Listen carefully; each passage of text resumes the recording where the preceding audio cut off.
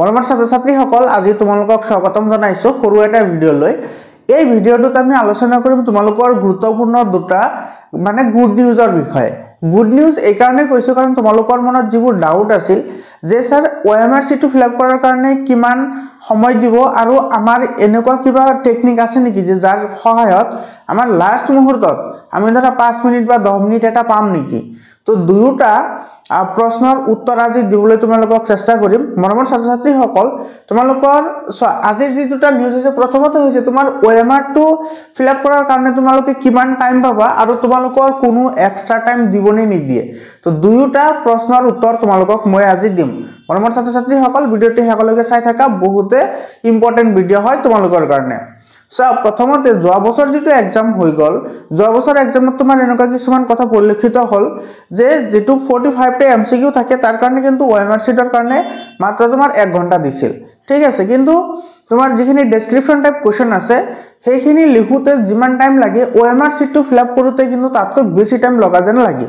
কাৰণ তোমাৰ OMR seat মানে 45 টা MCQ কৰোতে MCQ বোৰ তোমাৰ ভাবি চিন্তি কৰিব লাগে আৰু লং যিখিনি কোৱেশ্চন থাকে বা তোমাৰ লং আনসাৰ টাইপৰ যিখিনি কোৱেশ্চন থাকে সেইখিনি ম্যাক্সিমাম তোমাৰ মানে পাৰাই যায়। বুজি পাইছানে? মানে তোমাৰ ডেসক্ৰিপশন টাইপ কোৱেশ্চনতকৈ তোমাৰ MCQ তে অলপমান প্ৰবলেমে দেখা দিয়ে।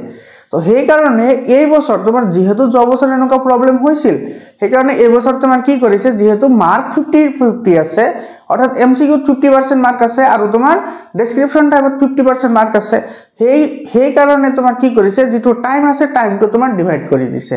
মানে তোমাৰ OMR সিটটো ফিল আপ কৰাৰ কাৰণেও তোমালোকে 1.5 ঘণ্টা পাবা, 1.5 ঘণ্টা পাবা। OMR সিট ফিল আপ কৰাৰ কাৰণেও 1.5 ঘণ্টা পাবা, মানে 1.30 আৱাৰ্স পাবা। ঠিক আছে, এতিয়া যেহেতু তোমালোকে 1.5 ঘণ্টা টাইম পাবা তো সেই বুলি এনেকুৱা নকৰিবা যে 1.5 ঘণ্টা তো আছে লাহে লাহে কৰি থাকো, এনেকুৱা নহয়। MCQ কিন্তু 45 টা আছে। বিশেষকৈ তোমাৰ ম্যাথছৰ ক্ষেত্ৰত তোমাৰ যিখিনি MCQ আহে গোটেইখিনি MCQ ডেসক্ৰিপশন টাইপ তুমি ওলাব লাগে, তাৰ পিছতে তুমি আনসাৰ কেটা জানা। কিন্তু বহুত কেটা MCQ ধৰা তুমি ডাইৰেক্টলি কোৱেশ্চনটো চালে ক'ব পাৰিবা যদি তোমালোকৰ ভালদৰে প্ৰিপাৰেচন হৈছে। মৰমৰ ছাত্ৰ-ছাত্ৰীসকল দ্বিতীয় নম্বৰটো হৈছে কি যে এক্সট্ৰা টাইম, আৰু এই যেটো তোমালোকৰ ইয়াৰ কথা কৈ আছো না এটো তোমালোকৰ গ্ৰুপত জইন হম, গ্ৰুপত শেয়াৰ কৰি দিম, যেটো অফিশিয়াল নোটিফিকেশন আছে তাতে তোমাৰ এইখিনি আছে।